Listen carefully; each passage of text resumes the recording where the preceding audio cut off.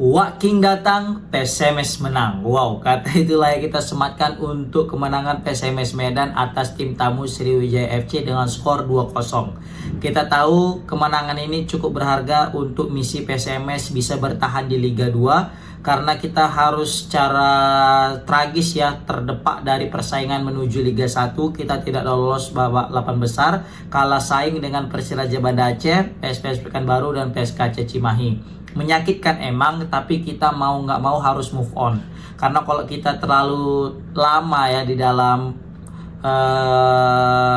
apa kita bilangnya, terlalu lama dalam kesakitan, maka juga kita bisa berdampak buruk kepada nasib PSMS ke depannya. Nah, di sini PSMS membuka di awal pertandingan ini dengan kemenangan yang cukup manis yang mana dilesahkan oleh Aidon Sastra dan juga Rahmat Hidayat El Capitano. Nah, yang menarik di pertandingan kali ini adalah hadirnya Waking datang ya. Kita tahu Waking ini salah satu juru penyelamat PSMS di beberapa tahun terakhir ya.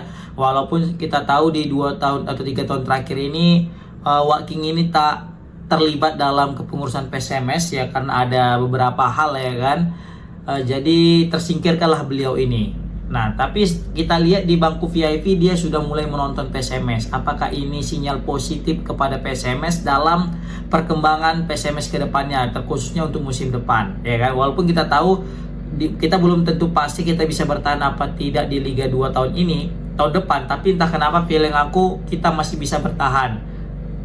Apalagi semenjak kemenangan melawan Sriwijaya FC 2-0 ini guys. Ini modal penting ketika kita nanti melakoni partai tandang menghadapi Persikota Tangerang. Kita tahu ketika menghadapi Persikota Tangerang kita punya tren positif. Di putaran pertama kita menang di kandang mereka dan begitu juga di putaran kedua kita menang dengan skor sama-sama 1-0.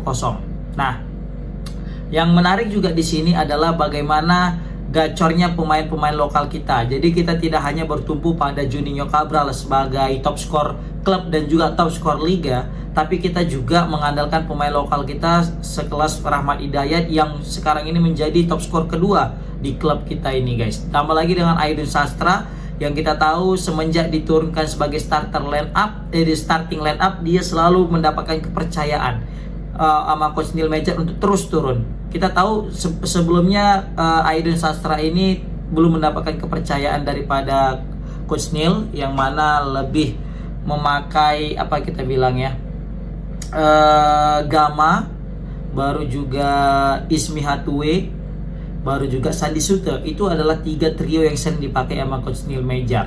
Nah, tapi ketika Coach Neil bereksperimen dan memasukkan Aidon di starter, ternyata berbuah positif. Yang mana sering sekali umpan-umpan daripada Aidon Sastra ini berbahaya dan tak jarang ia menghasilkan sebuah assist dan sekarang berbuah gol. Maka dari itu ini keputusan tepat juga sama Coach Neil Major untuk selalu melakukan rotasi, mencari pemain-pemain yang betul-betul bisa berkompetisi. Dan terbukti itu ada di Aidon Sastra. Setelah sekian lama akhirnya Aidon mencetak gol ya, yang mana dia selalu ngasih gitu ya kan. Nah, di sini juga kita menarik melihat dari kiper. Kiper kali ini aku nggak tahu apakah ini drama ketika menghadapi PSPS Pekanbaru kemarin masih terbawa hingga sekarang atau tidak. Karena aku lihat yang turun di kiper di sini adalah Rohim, bukan Kuba lagi guys. Nah, apakah Kuba ngambek atau mungkin ada terjadi perselisihan antara pelatih dan kiper? Aku juga tidak tahu, tapi yang jelas ini pasti bagian daripada strategi. Kita doakan tidak ada yang buruk antara hubungan pelatih atau manajemen PSMS dengan Kuba itu sendiri. Karena apapun ceritanya kepentingan PSMS tetap yang nomor 1. Nah, seperti itu guys. Nah, kita tahu dengan kemenangan ini PSMS juga langsung berada di peringkat pertama di puncak klasemen di grup H yang mana diisi oleh PSMS itu sendiri, Sriwijaya, Persikota Tangerang dan Nusantara United. Yang paling aku takutkan nanti di sini paling Nusantara nih, karena Nusantara ini kita belum pernah jumpa sama dia, peta kekuatannya juga masih belum kita ketahui secara maksimal. Kita tahu Nusantara ini diperkuat sama Supardi, salah satu pemain mantan PSMS juga. Nusantara sempat merepotkan klub-klub seperti Bayangkara, Persijap Jepara dan juga PSM Yogyakarta, ya kan? Nah, maka dari itu ini perlu kita wanti-wanti. Walaupun saat ini kita berada di puncak klasmen, tapi ini masih 1 pertandingan, masih menyisakan 5 pertandingan lagi.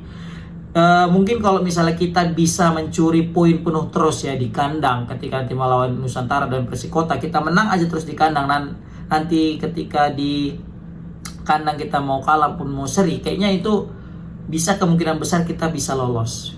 Nah, tapi nggak tahu sih, komen di kolom komentar gimana pendapat kalian guys. Ya kan, baru selanjutnya di pertandingan lain, di grup lain, Dejan FC berhasil menahan imbang Bekasi FC. Ini Dejan makin lama makin mengerikan sih semenjak dipegang sama Coach Budi Sudarsono. Aku lebih takut kemarin itu kalau kita satu tim sama Dejan. Kenapa? Kita itu sulit menang sama Dejan, bahkan hampir kalah terus kalau sama Dejan. Beda halnya dengan Bekasi. Kayaknya kalau Bekasi ini aku lebih pede kita ketimbang daripada Dejan itu sendiri guys.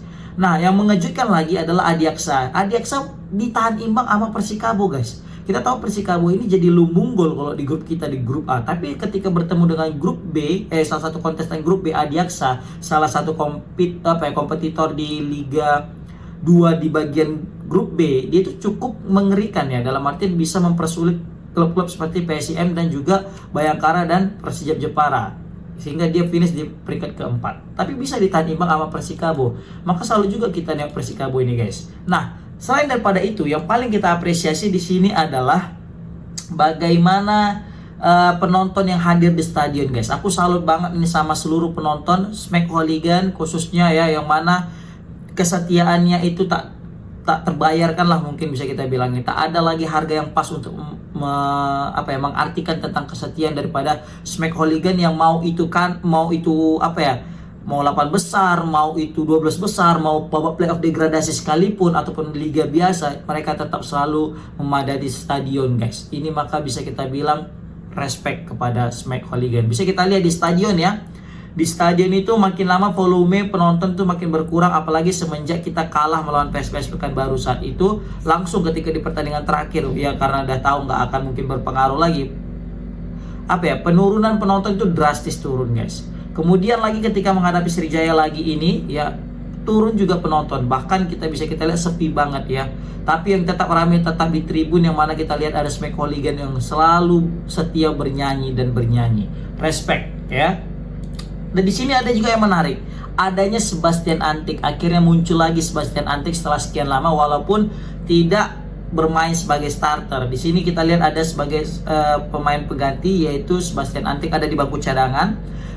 Ini mungkin jadi kabar baik juga, mungkin belum diturunkan sebagai pemain utama karena memang kurang fit ya. Tapi kita berharap nanti ketika menghadapi Persikota Tangerang, Sebastian Antik udah perform, udah fit dan udah bisa diturunkan. Karena kita tahu mungkin salah satu faktor kenapa kita juga nggak bisa masuk ke 8 besar adalah kroposnya lini pertahanan kita, yang mana ditinggal oleh Sebastian Antik. Mungkin lain cerita kalau misalnya Sebastian Antik ada di back kita, mungkin kita ya kok jadi berandai-andai gitu kan. Mungkin kita akan tetap berada di 8 besar dan kita akan disiarkan nontonnya, tidak lagi not live ya kan. Makanya sakit kali kita ini, kita main tapi nggak ada live-nya gitu kan. Jadi kayak gimana gitu, kurang prestisius gitu ya kan, berbanding terbalik dengan yang 8 besar yang setiap pertandingannya selalu di live kan, kecuali Bayangkara. Aku nggak tahu kenapa Bayangkara itu nggak ada live-nya. Oke, kita lihat dari starter ya, dari starting line up. Kiper Rohim, baru juga di tengah sebagai back tengah itu ada ada Hamzali ditemani dengan Ramadan ya. Hamzali dan Ramadan ini selalu bahu-membahu untuk menjadi lini pertahanan PSMS Medan. Ini di beberapa pertandingan terakhir juga Ramadan ini sering diturunkan, mengingat Sebastian Antik ini cedera gitu ya. Kemudian di kanan seperti biasa Kurniawan Karman, dan sebelah kiri ada Bajo. Di lini tengah seperti biasa juga ada Ismi Hatue yang ditemani dengan Gama dan Aidun. Ini duet maut yang gelandang kreatif ya. Meskipun Gama ini dikenal pemain yang bisa kita bilang nggak bagus sama supporter ya kan, tendangan yang baku. Tapi misalnya kalau kalian perhatikan, kalau misalnya kita main tanpa Gama, aliran bola itu mandek guys.